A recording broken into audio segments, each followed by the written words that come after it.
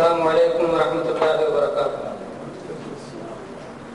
الحمد لله نحمده ونستعينه ونستغفره ونعوذ بالله من شرور أنفسنا ومن سيئات أعمالنا. من يهده الله فلا مضل له ومن يضلل فلا هادي له. وأشهد أن لا إله إلا الله وحده لا شريك له وأشهد أن محمدا عبده ورسوله. أما بعد فإن خير الحديث كتاب الله وخير الهدي هدي محمد صلى الله عليه وسلم وشر الأمور محدثاتها وكل محدثة بدعة وكل بدعة ضلالة وكل ضلالة في النار. رب اشرح لي صدري ويسر لي أمري واحلل عقدة من لساني يفقهوا قولي. برادران اسلام، ہر قسم کی حمد و ثنا اللہ رب العالمین کے لیے جو خالق السماوات والارض ہے اور جس نے اس دنیا میں اپنے نبیوں اور رسولوں کو اپنے احکام دے کر مبعوث فرمایا اور ان کی اطاعت اور معصیت کی بنیاد پر انسانیت دو حصے میں بٹ گئی.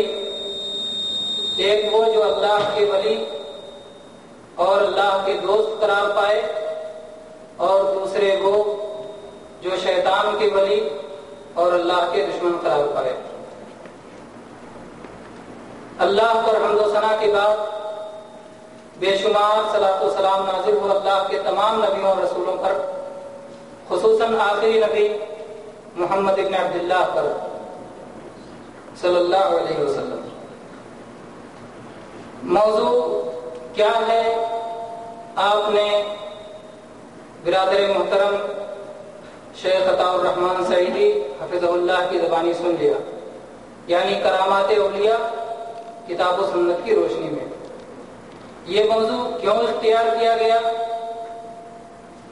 اس کی اہمیت کے پیش نظر. پہلی بات یہ تاکہ یہ بتایا جا سکے کہ کرامات اولیاء کے سلسلے میں ہمیں کیا عقیدہ رکھنا چاہیے. کرامات اولیاء برحق ہے، اس کی وضاحت کے لیے اس موضوع کو اختیار کیا گیا ہے. دوسری بات یہ کہ کرامات اولیاء کے تعلق سے امت میں جو گمراہیاں اور جو جہالتیں پائی جا رہی ہیں اس جہالت کا خاتمہ ہو. تیسری وجہ یہ کہ ان لوگوں کی تردید کی جائے جو کرامات کے منکر ہیں اور اپنی عقل کو آگے رکھتے ہیں، اپنی عقلیت پسندی کی وجہ سے کرامات کا انکار کرتے ہیں. ایسے لوگوں کی تردید کے لیے اس موضوع کے انتخاب کی ضرورت تھی. اسی طرح سے اس بات کے بیان کرنے کی بھی ضرورت تھی کہ کرامات اولیاء کے کیا شرائط اور کیا ضوابط ہیں، اس کے کیا اصول ہیں، کس کو کرامت کہا جائے گا اور کون سی چیز کرامت میں داخل نہیں ہوگی، اس کی بھی وضاحت کی ضرورت تھی. کیونکہ بہت سارے لوگ کرامات کے نام پر امت میں بہت ساری گمراہیاں پھیلا رہے ہیں، اس لیے اس کی وضاحت کی ضرورت تھی. ساتھ میں اس بات کے بیان کی بھی ضرورت تھی کہ جو لوگ الزام لگاتے ہیں کہ سلفی یا اہل حدیث یہ کرامات کے منکر ہیں، ان کا الزام غلط ہے. اور صحیح بات یہ ہے کہ ہم صحیح کرامات اور ثابت شدہ کرامات کو برحق مانتے ہیں، اسے تسلیم کرتے ہیں. یہ رہے اس موضوع کو اختیار کرنے کے اسباب. اب آئیے ہم آپ کے سامنے یہ بیان کرتے ہیں کہ کرامت ہے کیا چیز، کرامت کسے کہتے ہیں، کرامت کی تعریف کیا ہے. کرامت اس خلاف عادت غیر معمولی کام کو کہتے ہیں جو اللہ کے کسی نیک صالح بندے کے ہاتھوں پر ظاہر ہو، وہ صحیح عقیدے کا بھی ہو اور اس کا عمل بھی درست ہو. اس کا مطلب یہ نہیں کہ اس سے کبھی گناہ ہی نہیں ہوتا، یعنی اس سے گناہ اگر ہو جائے تو وہ اپنے گناہ پر باقی نہیں رہتا بلکہ وہ توبہ کر لیا کرتا ہے. تو صالح انسان کے ہاتھ پر ظاہر ہونے والی خلاف عادت غیر معمولی بات کو کرامت کہا جاتا ہے. جمہور علماء اہل سنت اس کے جواز کے قائل ہیں کہ ایسا ہو سکتا ہے اور ایسا ہونا برحق ہے۔ کرامت کے ذریعے اللہ تبارک و تعالیٰ اپنے نیک بندوں کی حوصلہ افزائی کرتا ہے اور اپنے دین کو حجت و غلبہ نصیب کرتا ہے اور اپنے نیک بندوں کی ضروریات کو پوری کرتا ہے۔ اور کرامات کے جو نمونے آپ کے سامنے آگے انشاءاللہ آئیں گے، ان نمونوں سے آپ کو اس کا اندازہ ہوگا کہ اللہ تبارک و تعالیٰ یہ کرامات کیوں عطا فرماتا ہے۔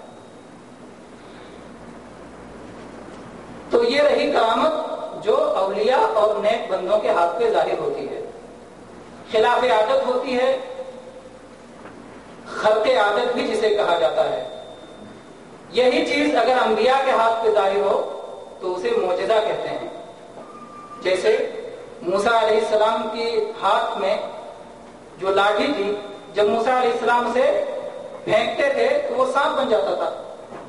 تو لاٹھی عام حالات میں عادت کے طور پر سانپ نہیں بنتا، لاٹھی کا سانپ بن جانا یہ خلاف عادت چیز ہے۔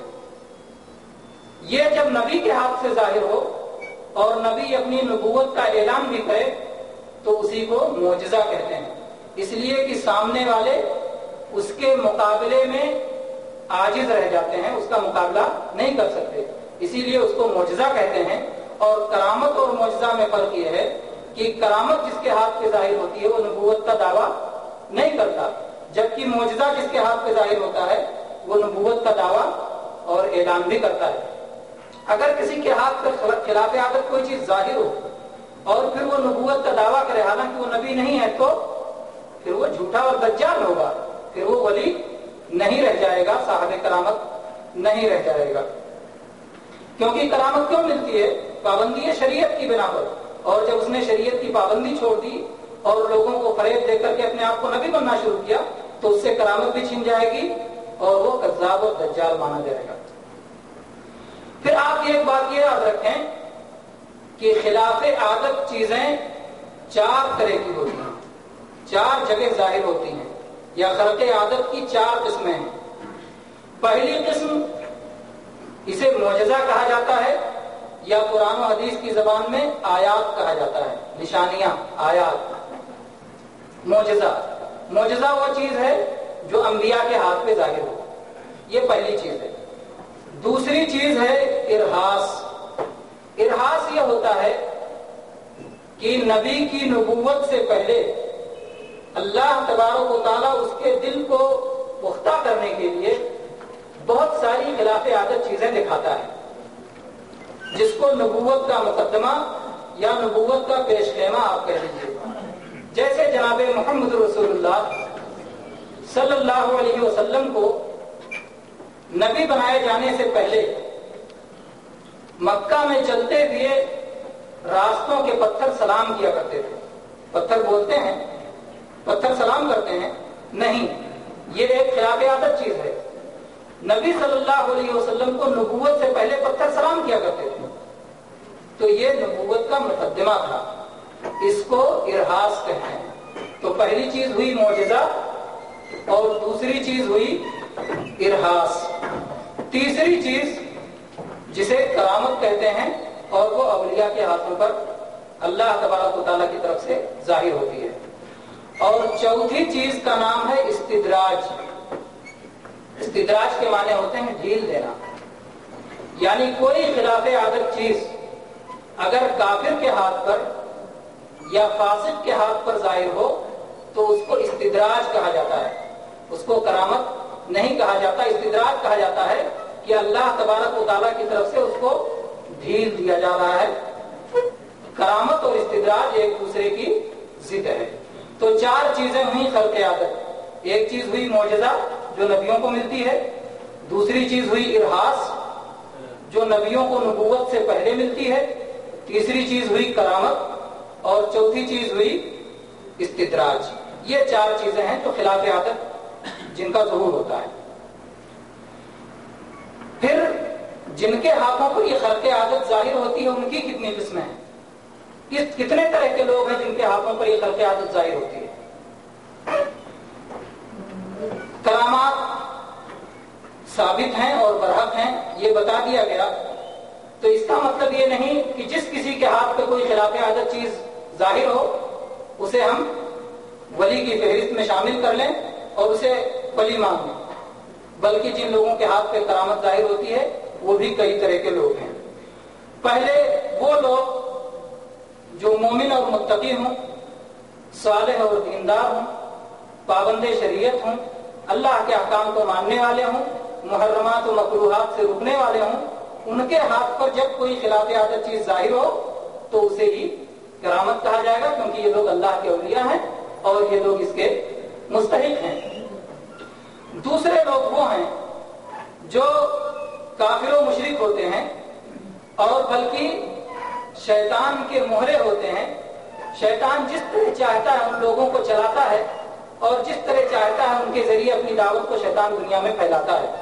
یہ جادوگر لوگ یا کاہن لوگ یا شعبدہ باز یا دوسرے دجل و فریب کے کاروباری، یہ مختلف ہتھ کنڈوں سے لوگوں کو خلاف عادت چیزیں دکھاتے ہیں، تو ان کے ہاتھ پہ جو چیزیں ظاہر ہوں اسے کرامت نہیں کہا جائے گا بلکہ شیطانی کھیل کہا جائے گا۔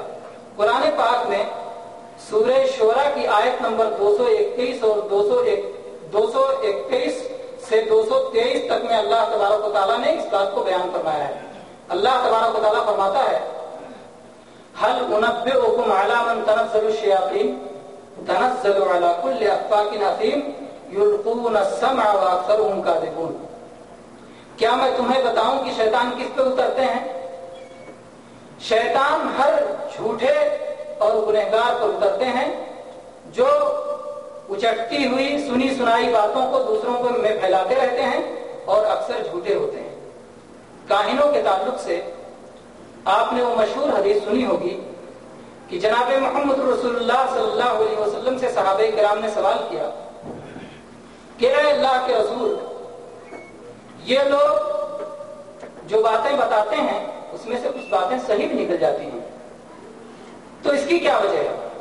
اللہ کے نبی صلی اللہ علیہ وسلم نے فرمایا کہ شیطان ایک دوسرے کے اوپر جیسے انگلی ایک کے اوپر ایک ہے، اس طرح سے ایک دوسرے کے اوپر چڑھ جاتے ہیں، یہاں تک کہ آسمان تک یہ پہنچ جاتے ہیں اور وہاں سے باتوں کو چرانے کی کوشش کرتے ہیں، اور اس کے بعد جب انہیں کوئی بات مل جاتی ہے تو لے کے بھاگتے ہیں اور بکھر جاتے ہیں، اور پھر ٹوٹنے والا تارا ان کا پیچھا کرتا ہے، کبھی اس شخص کو مار دیتا ہے جس کو خبر ملی تھی اور کبھی وہ بچ جاتا ہے ادھر ادھر بھاگنے کی وجہ سے، اور ایک دوسرے کو فوراً بتا دیا کرتے ہیں اور وہی بات لا کر کے کاہنوں کے کان میں ڈال دیتے ہیں۔ پھر کاہن اس میں اپنی طرف سے 100 جھوٹ ملاتا ہے اور وہ ایک بات جو شیطان سن کے آیا تھا وہ بات سچی نکل جاتی ہے، اس بات کی وجہ سے لوگ سینکڑوں جھوٹی باتیں قبول کر لیتے ہیں۔ جو بات سچی نکلتی ہے اس کو بار بار بیان کرتے ہیں، ارے وہ فلاں بات بتایا تھا نا وہ بالکل سچی ہے، تو یہ آدمی صحیح بات کہتا ہے، اور باقی جو اس کی 99 باتیں جھوٹی ہو گئی ہیں ان باتوں سے لوگ ان باتوں کو بھول جاتے ہیں، تو ایک سچ کی وجہ سے 99 جھوٹ لوگ قبول کر دیتے ہیں۔ تو اس سچ کی وجہ یہ ہے۔ 2 قسم ہو گئی، پہلی قسم مومن اور متقی لوگ، یہی اولیاء ہیں اور انہیں پر خرق عادت آتی ہے، اور دوسرے جادوگر کاہن کافر و فاسق لوگ، ان پہ شیطان آتا ہے، اور تیسری قسم ان سادہ لوگ جاہل عبادت گزاروں کی ہے جو کہ شیطان کے فریب کو کرامت سمجھ لیتے ہیں، شیطان کے فریب کو کرامت سمجھ لیتے ہیں۔ اس کی مثالیں آگے انشاءاللہ آئیں گی۔ شعوری طور پر، غیر شعوری طور پر جو ہے وہ گمراہی کا شکار ہو جاتے ہیں۔ جیسے مثال کے طور پر کسی جاہل عبادت گزار کو حج کے دن عرفہ کی 9 تاریخ کو کافر جن اٹھاتا ہے اپنے کندھے پر، لے جا کے عرفات کے میدان میں چھوڑ دیتا ہے، اور اس کے بعد میں شام ہونے سے پہلے اٹھا کے لا کے اس کے گھر واپس پہنچا دیتا ہے۔ تو یہ کیا سمجھتا ہے کہ یہ کرامت ہے، لیکن یہ کرامت نہیں ہے۔ کیوں نہیں کرامت ہے؟ کیونکہ اس میں اللہ کے دین کی مخالفت ہے۔ اللہ تعالیٰ نے حج کرنے کا کیا طریقہ بتایا ہے کہ میقات سے گزرو، میقات پہ احرام باندھو، اس کے بعد تلبیہ پکارو، اس کے بعد جا کے جو ہے بیت اللہ پہنچو، وہاں طواف کرو، پھر مینا میں ٹھہرو، پھر یہ ساری چیزیں، تو یہ ساری چیزیں اس سے چھڑوا دیتا ہے اور لے جا کے عرفات میں پہنچا دیتا ہے اور عرفات سے واپس لے آتا ہے، تو یہ آدمی سمجھتا ہے کہ یہ میری کرامت ہے، حالانکہ یہ شیطان کا فریب ہے، کیونکہ اللہ کے بتائے ہوئے دین پر اللہ کے بتانے کے مطابق، رسول اللہ صلی اللہ علیہ وسلم کے بتانے کے مطابق اس کو عمل سے اس نے روک دیا۔ یہ رہے وہ لوگ کہ جن پر خرق عادت یا خلاف عادت چیزیں ظاہر ہوتی ہیں۔ اب آئیے ہم دیکھتے ہیں کہ اولیاء اللہ کون ہیں اور قرآن مجید میں اللہ تبارک و تعالیٰ نے ان کی کیا پہچان بتائی ہے۔ اللہ تبارک و تعالیٰ نے سورہ یونس کی آیت نمبر 62 اور 63 میں ارشاد فرمایا، الا ان اولیاء اللہ لا خوف علیہم ولا هم يحزنون الذین آمنوا وکانوا یتقون۔ خبردار، اللہ کے ولیوں پر نہ ہی کوئی خوف ہے اور نہ ہی غم ہے۔ یہ وہ لوگ ہیں جو ایمان والے ہیں اور تقوی والے ہیں۔ تو اللہ تبارک و تعالیٰ نے ان کی دو یعنی جو اللہ کی نوازش ہے وہ بیان کیا اور دو ان کی صفت بیان کی۔ کہا ان کو نہ خوف ہوگا آگے کا، نہ کوئی اندیشہ ہوگا، نہ پچھلی بات کا کوئی غم ہوگا، اور ان کے اندر خوبی یہ پائی جاتی ہے کہ اللہ پر ایمان رکھتے ہیں اور اللہ کا تقوی ان کے یہاں ہوتا ہے۔ تو یہ اللہ کے ولی کی دو صفت ہوئی، ایک تو ایمان اور دوسرے تقوی۔ لیکن سارے اولیاء ایک درجے پہ نہیں ہوتے، جس طرح کہ سارے لوگوں کا ایمان ایک طرح کا نہیں ہوتا۔ ایمان گھٹتا اور بڑھتا ہے، ایمان زیادہ ہوتا ہے اور کم ہوتا ہے۔ ایمان کی مثال ایک پیڑ کی مثال ہے۔ جس طرح پیڑ میں جڑ ہوتا ہے، تنا ہوتا ہے، شاخیں ہوتی ہیں، پھل اور پھول ہوتا ہے، پتے ہوتے ہیں، اسی طرح سے ایمان کے بھی ایمان کی شاخیں ہیں۔ آپ جانتے ہیں کہ اللہ کے نبی صلی اللہ علیہ وسلم فرمایا کہ ایمان کی 70 سے زیادہ شاخیں ہیں۔ تو اسی طرح سے ایمان کی جتنی شاخوں پر آدمی عمل کرتا ہے اسی لحاظ سے اس کا ایمان بڑھتا چلا جاتا ہے، اور جس طرح سے عمل میں کوتاہی ہوتی ہے، معصیت ہوتی ہے، نافرمانی ہوتی ہے، اسی لحاظ سے اس کا ایمان کم ہو جاتا ہے۔ تو اسی طرح سے اولیاء کے بھی درجات اور مراتب ہیں۔ بعض اولیاء اعلیٰ درجے پر ہیں، بعض درمیانی درجے پہ ہیں اور بعض ظالم ہیں۔ اس کی دلیل سورہ فاطر کی آیت نمبر 32 میں اللہ تبارک و تعالیٰ کے ارشاد ہے۔ اللہ تعالیٰ نے فرمایا، ثم اورثنا الكتاب الذين اصطفينا من عبادنا فمنهم ظالم لنفسه ومنهم مقتصد ومنهم سابق بالخيرات باذن الله ذلك هو الفضل الكبير۔ اللہ تعالیٰ نے کہا کہ پھر میں نے کتاب عطا فرمائی ان لوگوں کو جن کو اپنے بندوں میں سے میں نے منتخب کر لیا تھا، چن لیا تھا۔ تو یہ منتخب اور چنے ہوئے لوگ کون ہیں؟ یہ اللہ کے اولیاء ہیں۔ پھر اللہ تعالیٰ نے ان کی 3 قسم بتائی۔ کہا منہم ظالم لنفسہ، کچھ لوگ ہیں جو اپنے اوپر ظلم کرنے والے ہیں، ومنہم مقتصد، اور کچھ لوگ ہیں متوسط درجے کے ہیں، ومنہم سابق بالخیرات باذن اللہ، اور کچھ لوگ ہیں جو خیر اور نیکی کے کام میں بڑھ چڑھ کر حصہ لینے والے ہیں اللہ کی توفیق سے۔ تو 3 یہ درجے ہوئے جو ہے اولیاء اللہ۔ پہلا درجہ ہوا ظالم لنفسہ ہی کا، جو آدمی بعض واجبات و فرائض میں بھی کوتاہی کر جاتا ہے اور محرمات اور مکروہات سے بچنے میں بھی اس کے یہاں کوتاہی پائی جاتی ہے، تو یہ ظالم لنفسہ ہی ہے۔ اور دوسرا شخص درمیانی ہے کہ جو محرمات اور مکروہات سے بھی بچتا ہے اور فرائض اور واجبات کو کرتا ہے لیکن مستحبات پر عمل کرنے میں کوتاہ ہے، تو یہ شخص درمیانی ہے۔ اور تیسرا شخص جو سابق بالخیرات یعنی نیکیوں میں بڑھ چڑھ کے حصہ لینے والا ہے، وہ شخص ہے جو کہ محرمات و مکروہات سے بھی بچتا ہے اور بہت ساری مباح چیزوں سے بھی شک و شبہ کی وجہ سے احتیاطاً بچ جاتا ہے، اور واجبات اور فرائض کو بھی ادا کرتا ہے، سنن اور مستحبات کو بھی ادا کرتا ہے، اور جو ہے نوافل بھی زیادہ سے زیادہ ادا کرتا ہے۔ تو یہ ثابت بالخیرات ہے، یہ سب سے اعلیٰ درجہ ہے۔ یہ اللہ کے قریبی لوگ ہیں، یہ سب سے اعلیٰ قسم کے لوگ ہیں۔ عبداللہ ابن عباس رضی اللہ عنہ سے ایک روایت ہے، وہ فرماتے ہیں کہ جو لوگ ثابت بالخیرات ہوں گے یہ تو بلا حساب و کتاب کے جنت میں جائیں گے، اور جو لوگ درمیانی ہیں، مقتصدین ہیں، وہ اللہ کی رحمت سے جنت میں جائیں گے، اور جو لوگ ظالم لنفسہ ہی ہیں وہ رسول اللہ صلی اللہ علیہ وسلم کی شفاعت سے جنت میں جائیں گے۔ تو یہ رہی اس بات کی وضاحت کہ اولیاء کون ہیں اور ان کے کتنے مراتب ہیں۔ اولیاء پر اللہ تعالیٰ کی بہت ساری نوازشات ہوتی ہیں۔ جب ایک آدمی عمل اور علم کے اعتبار سے اپنے دین کو درست کر لیتا ہے تو جب بھی اسے ضرورت پڑتی ہے اللہ تعالیٰ اسے نوازتا ہے. چنانچہ سورہ طلاق کی آیت نمبر 2 اور 3 آپ دیکھیں, اللہ تبارک و تعالیٰ نے ارشاد فرمایا ہے وَمَن يَتَّقِ اللَّهَ يَجْعَل لَّهُ مَخْرَجًا وَيَرْزُقْهُ مِنْ حَيْثُ لَا يَحْتَسِبُ. اللہ تعالیٰ نے ولیوں کی صفت کیا بتائی تھی آپ لوگوں کو یاد ہے؟ ایمان اور تقویٰ. اور یہاں اللہ نے کیا فرمایا وَمَن يَتَّقِ اللَّهَ يَجْعَل لَّهُ مَخْرَجًا. جو اللہ تبارک و تعالیٰ سے ڈرتا ہے, اللہ کا تقویٰ اختیار کرتا ہے, اللہ اس کے لیے گنجائش نکال دیتا ہے اور اس کو ایسی جگہ سے روزی عطا فرماتا ہے جہاں سے اس کو اندازہ بھی نہیں ہوتا. تو یہی تو کرامت ہے کہ جب روزی کے راستے بند ہو جائیں تو بلا اندازے اللہ عطا فرمائے, اور جب سارے راستے مسدود ہو جائیں, گنجائش ختم ہو جائے تو اللہ گنجائش پیدا کر دے. یہی کرامت ہے. تو اللہ تبارک و تعالیٰ اپنے متقی بندوں پر اس طرح ان کی ضرورت کے وقت کرامت ان پر ظاہر کرتا ہے. اسی طرح سے سورہ انفال کی آیت نمبر 29 میں اللہ تبارک و تعالیٰ نے ارشاد فرمایا ان تتقوا اللہ یجعل لکم فرقانا, کہ اگر تم اللہ کا تقوی اختیار کرو گے تو اللہ تعالیٰ تمہیں فرقان عطا فرما دے گا. فرقان کیا ہے؟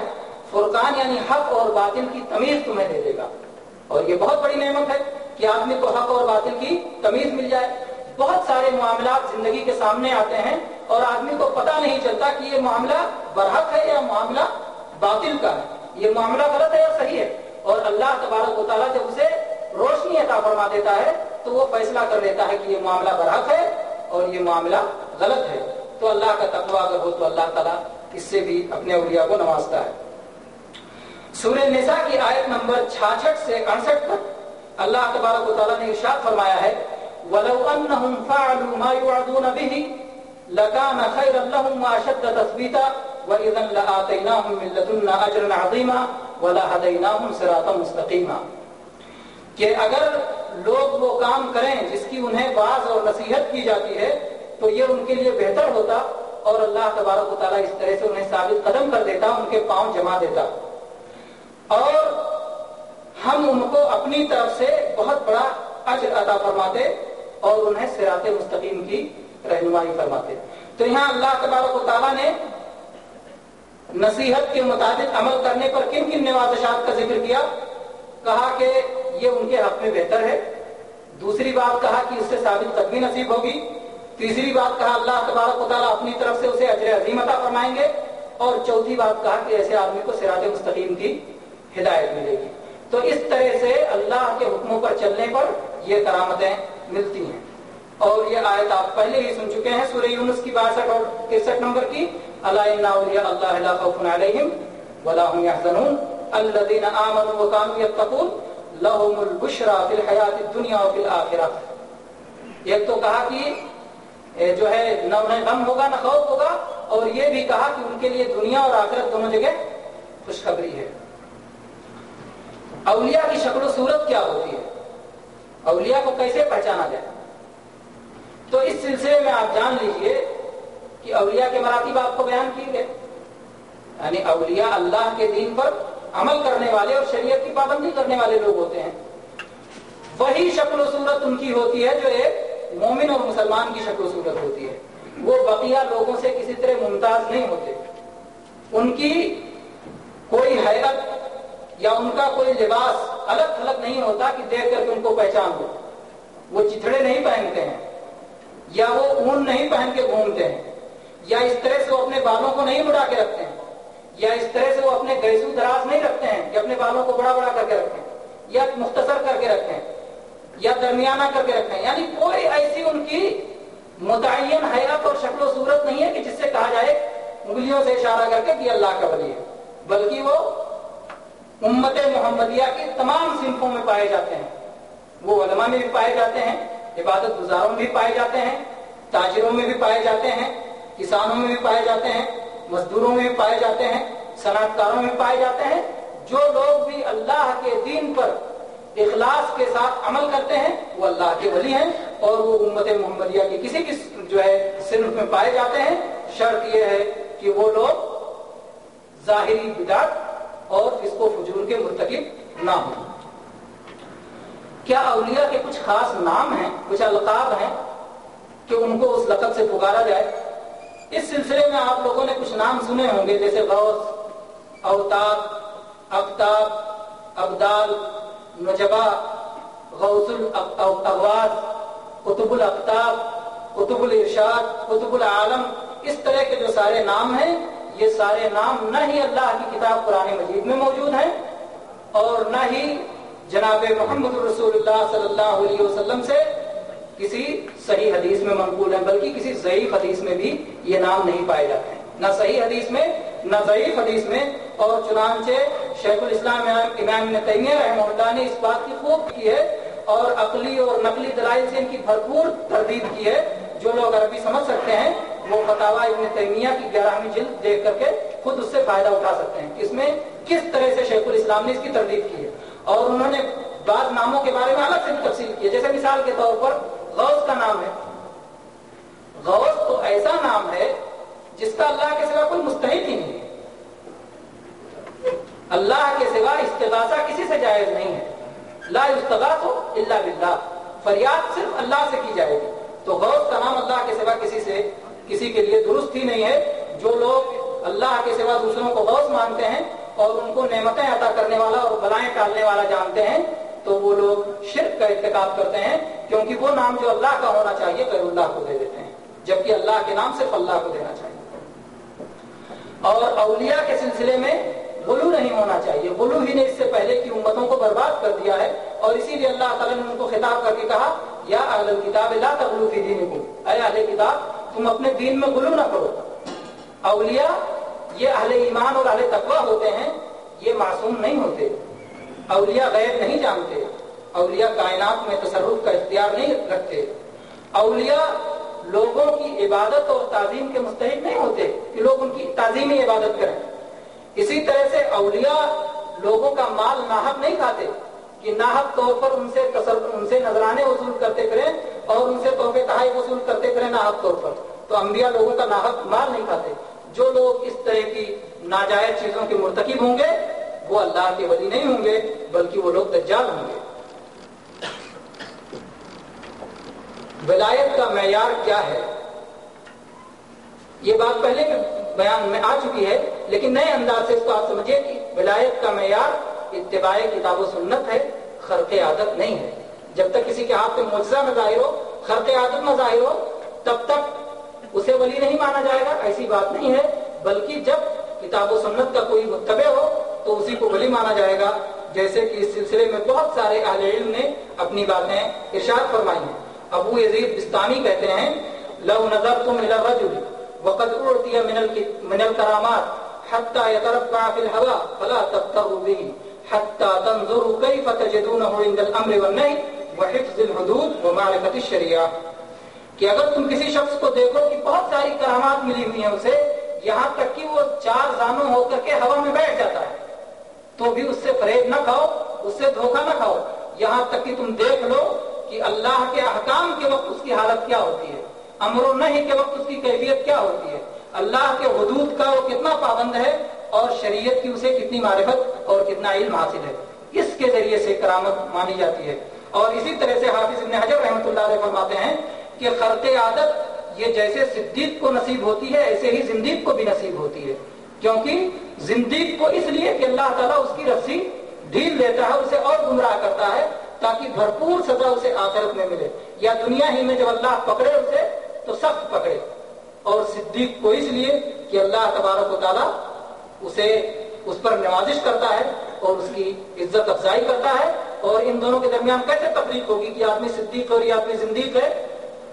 کتاب و سنت کے ذریعے تفریق ہوگی۔ کتاب و سنت کا پابند ہے تو صدیق ہے اور اس کا مخالف ہے تو زندیق ہے۔ کرامات جہاں پر اللہ کی نوازش اور نعمت ہیں وہیں پر یہ ایک آزمائش بھی ہے کہ کرامت کے بعد انسان کیسا رہتا ہے، مغرور ہو جاتا ہے، ناشکرا ہو جاتا ہے، یا اللہ کا شکر گزار رہتا ہے۔ چنانچہ آپ سلیمان علیہ السلام کے قصے میں پڑھیں، وہ کرامت جو ان کے ایک امتی کے ہاتھ سے ظاہر ہوئی یا خود انہی کے ہاتھ سے، اگر ان کے ہاتھ سے ظاہر ہوگی تو معجزہ کہلائے گا۔ جب मलके सबा का तख्त लाने का मसला था, तो किसी ने कहा हम इतने देर में ला देंगे, और एक ने कहा कि पलक झपकते हम हाजिर कर देंगे। और चुनांचे उनकी पलक झपकी और मलके सबा का तख्त सुलेमान अलैहिस्सलाम के सामने था। उस मौके पर सुलेमान अलैहिस्सलाम ने इरशाद फरमाया, हाज़ा मिन फज़्ल रब्बी लियब्लुवनी अअश्कुरु अम अकफुर, ये मेरे रब का फजल है, अल्लाह मुझे आजमाना चाहता है कि मैं अल्लाह का शुक्रगुजार बनता हूँ या नाशुक्री करता हूँ। तो जिस तरह से बादशाहत एक इनाम है, मालो दौलत एक इनाम है, सल्तनत एक इनाम है, उसी तरह से करामत भी एक इनाम है और साथ में ही आजमाइश भी है। हर इनाम करामत नहीं और हर आजमाइश सजा नहीं। बंदा अगर किसी मुसीबत में गिरफ्तार हो जाए तो इसका यह मतलब नहीं होता कि वो उसे सजा मिल रही है। कभी कभी ऐसा होता है कि कुफ्फार को भी रिज़्क़ वाफिर और फतह गलबा नसीब होता है, खूब बारिश होती है, मालो औलाद की खूब फरावानी होती है, अल्लाह की तरफ से उनकी रस्सी ढील होती है, ताकि अल्लाह ताला अगर पकड़े इसी दुनिया में तो सब तरह से पकड़े, और या तो आखिरत में उन्हें कई गुना बढ़ा करके उन्हें सजा दे। और कभी कभी खुद अहले ईमान पर खौफ मुसल्लत होता है, फलों में कमी हो जाती है, कहत साली हो जाती है, बारिश नहीं होती, जानो माल में कमी के जरिए से अल्लाह ताला उन्हें आजमाता है, और दुश्मनों का खौफ होता है, ताकि अहले ईमान तौबा करें, अल्लाह तबारक व तआला की तरफ रुजू करें, गुनाहों की बख्शिश भी ताकि हो जाए और बलाएं भी टल जाएं। इसलिए नहीं कि आजमाइश हमेशा अल्लाह ताला की तरफ से इम्तिहान है, बल्कि अल्लाह तबारक व तआला की वो भी एक तरह की नेमत होती है। चुनांचे आप सूरह फज्र की इन आयात को पढ़ें जिसमें अल्लाह ताला ने फरमाया, फअम्मल इंसानु इज़ा मब्तलाहु रब्बुहु फअकरमहु व नअमहु फयक़ूलु रब्बी अकरमन व अम्मा इज़ा मब्तलाहु फक़दरा अलैहि रिज़्क़हु फयक़ूलु रब्बी अहानन। कल्ला, अल्लाह ताला कहता है कि इंसान को जब उसका रब आजमाता है और उस पर खूब नवाजिश करता है, खूब नेमतें देता है, तो कहता है मेरे रब ने मुझे खूब इज्जत अता फरमाई है। और जब अल्लाह तबारक व तआला उसे आजमाता है और उस पर उसकी रोजी को तंग कर देता है, तो कहता है अल्लाह ने मुझे जलील कर दिया है। कल्ला, बात ऐसी हरगिज नहीं है। यानी अगर माल और दौलत नसीब हो जाए तो ये बहुत बड़ी नेमत है, और अगर रोजी तंग हो जाए तो बहुत बड़ी मुसीबत है, ऐसी बात नहीं है। हर इनाम करामत नहीं और हर आजमाइश सजा नहीं। आगे हम इस बात की तरदीद आपके सामने वजाहत से करना चाहते हैं कि बहुत सारे सूफी ये अपने वली होने का दावा करते हैं, तो इनका दावा कितना सही है। बाद सूफिया ये समझते हैं कि वो अपनी रियाजतो इबादत के जरिए, अपनी मुजाहिदत के जरिए, अपनी तज़किये नफ्स की बदौलत अंबिया का मुकाम पा लेंगे। इतना ही नहीं कि वो वली, बड़े वली बन जाएंगे, बल्कि वो ये समझने लगते हैं कि हम इतनी मेहनत कर लिए, इतना तज़किये नफ्स कर लिए, अपने आप को इतना हमने ऊंचा उठा लिया कि हम औलिया अंबिया के बराबर हो गए, बल्कि बात ये समझने लगते हैं हम अंबिया से अफजल हो गए। और वो ये कहने लगते हैं कि अंबिया के पास तो सिर्फ इल्म शरीयत होता है, इल्म ज़ाहिर होता है, और हमारे पास इल्म बातिन भी है, इल्म हकीकत भी है। ये लोग नफ्स परस्त और हवा परस्त लोग हैं, ये मुदिर और मगरूर किस्म के लोग हैं। ये उसी तरह के लोग हैं जिनके बारे में अल्लाह तबारक व तआला ने कुरान मजीद में इरशाद फरमाया है, वक़ालू लन नुमिना हत्ता नुता मिस्ल मा ऊतिया रसूलुल्लाह अल्लाहु अअलमु हैसु यजअलु रिसालता सयुसीबुल लज़ीना अजरमू सगारुन इंदल्लाहि व अज़ाबुन शदीदुन बिमा कानू यमकुरून। अल्लाह ताला ने फरमाया कि ये लोग कहते हैं कि हम लोग उस वक्त तक ईमान नहीं लाएंगे जब तक हमको भी वैसे ना मिले जैसे अल्लाह के नबियों को मिला है। अल्लाह के नबियों को जैसे मिला है वैसे हमको भी मिले, तब हम ईमान लाएंगे। और अल्लाह जानता है कि किसको अपना रसूल मुंतखब करे। जो ऐसे मुजरिम हैं अल्लाह के नजदीक वो निहायत जलील होंगे और अल्लाह तबारक व तआला के यहाँ अपने मक्र की वजह से सख्त अजाब के शिकार होंगे। जब इन मुजरिम सूफिया ने ये देखा कि शरीयत की तब्दीली में कोई गुंजाइश नहीं है, कोई रास्ता नहीं है, नबूवत का सिलसिला खत्म हो चुका है, शरीयत मुकम्मल हो चुकी है, तो उन लोगों ने एक बात बनाई। क्या कहा शरीयत का सिलसिला तो खत्म हो गया, नबूवत का सिलसिला खत्म हो गया, लेकिन विलायत का सिलसिला चल रहा है। और अभी जैसे खातमुल अंबिया है वैसे खातमुल औलिया का आना बाकी है। चुनांचे एक शख्स जिसका नाम ابن عربی صوفی ہے، ابن عربی جس کی کتاب فتوحات فصوص الحکم بہت مشہور کتاب ہے، اس نے اپنی اس کتاب میں لکھا ہے، نبی صلی اللہ علیہ وسلم کی ایک حدیث ہے، آپ نے اپنی مثال بیان فرمائی اور آپ نے کہا کہ میں نے خواب میں دیکھا کہ ایک عمارت ہے اور اس کی دیوار ہے، اس کی دیوار مکمل ہو چکی ہے سوائے ایک اینٹ کے، اور وہ آخری اینٹ میں ہوں، اس طرح سے وہ دیوار مکمل ہو گئی۔ اللہ کے نبی صلی اللہ علیہ وسلم نے یہ مثال بیان فرمائی کہ گویا محمد صلی اللہ علیہ وسلم سلسلے نبوت کی آخری اینٹ تھے اور آپ خاتم الانبیاء ہیں، آپ کے بعد اب نبوت کا سلسلہ ختم ہے۔ اس صوفی نے اس حدیث کو لیا اور کہا کہ یہ خواب خاتم الاولیاء کے لیے دیکھنا ضروری ہے، البتہ اس کے خواب میں اور نبی صلی اللہ علیہ وسلم کے خواب میں فرق یہ ہوگا کہ خاتم الاولیاء دیکھے گا کہ 2 اینٹ خالی ہے، نبی صلی اللہ علیہ وسلم نے دیکھا کہ 1 اینٹ خالی ہے، خاتم الاولیاء دیکھے گا تو 2 اینٹ خالی ہے، کیونکہ پوری دیوار ایک سونے کی اینٹ سے بنی ہوئی ہے اور ایک چاندی کی اینٹ سے بنی ہوئی ہے۔ چاندی کی اینٹ علم ظاہر ہے جسے انبیاء جبریل کے واسطے سے حاصل کرتے ہیں، اور سونے کی اینٹ وہ راز و نیاز کی باتیں ہیں جو اللہ تعالیٰ ڈائریکٹ اپنے اولیاء کے دل میں ڈالتا ہے۔ تو انبیاء یہ چاندی کی اینٹ صرف 1 اینٹ دیکھیں گے، اور جو اولیاء ہوں گے وہ 2 اینٹ دیکھیں گے، ایک چاندی کی اینٹ اور ایک سونے کی اینٹ، اور اپنے آپ کو ان 2 اینٹوں کی جگہ پر فٹ ہوتا ہوا دیکھیں گے۔ تو میرے بھائیوں، یہ کیا چیز ہے؟ یہ اس کا کبر و غرور ہے اور یہ اس کا کفر ہے بڑھا ہوا۔ اس سے بڑا جو ہے مجرم اور بدبخت کون ہو سکتا ہے جو انبیاء کو تو کہے کہ وہ صرف چاندی کی اینٹ کے برابر ہیں اور اپنے آپ کو کہے کہ ہم سونے کی اینٹ کے برابر ہیں۔ یہ کتنا بڑا جرم ہے اور کتنا بڑا کفر ہے۔ یہ ان کے بارے میں قرآن مجید کی وہ آیت فٹ ہوتی ہے جس میں اللہ تعالیٰ نے فرمایا ہے ان فی صدورہم الا کبر ما ہم ببالغیہ، یہ ہیں ان کی آرزویں، ان کے دلوں میں کبر بھرا ہوا ہے اور یہ اپنے کبر کو پہنچ نہیں سکتے۔ اللہ تبارک و تعالیٰ متکبرین کو قیامت کے دن کیا سزا دے گا کہ دنیا میں جب وہ بن کے اپنے آپ کو بڑا بننا چاہتے ہیں تو قیامت کے دن انہیں حقیر چیونٹیوں کی طرح سے بنا کر کے محفوظ فرمائے گا اور لوگ انہیں اپنے پیروں تلے رونڈیں گے۔ تو یہ ان کا کبر ہے۔ صوفی ابن عربی کے ہاں اس طرح کے کفریہ کلام اور بھی ہیں، کہیں کفر ظاہر ہے، کہیں کفر مخفی ہے، اور کہیں ایسی گمراہیاں ہیں جسے ماہرین اہل نقد ہی اہل بصیرت ہی پہچان سکتے ہیں۔ یہاں پر جب کبر و غرور کا تذکرہ ہوا تو تواضع سے متعلق بھی چند باتیں آ جانا مناسب ہے۔ امام ابن قیم رحمہ اللہ نے جلاء الافہام میں عائشہ رضی اللہ عنہا کے تذکرے میں ان کی بہت ساری خصوصیات کا بیان کیا ہے۔ اس میں سے ایک خصوصیت یہ بیان کی ہے کہ عائشہ رضی اللہ عنہا کے ہاں انتہائی تواضع تھی اور اپنے آپ کو، اپنے نفس کو نہایت معمولی اور حقیر سمجھتی تھی۔ اس کی دلیل یہ ہے کہ جب اصحاب افک نے ان پر تہمت لگائی تو اللہ تعالیٰ نے ان کی بے گناہی اور برات کا اعلان 7 آسمانوں کے اوپر سے کیا۔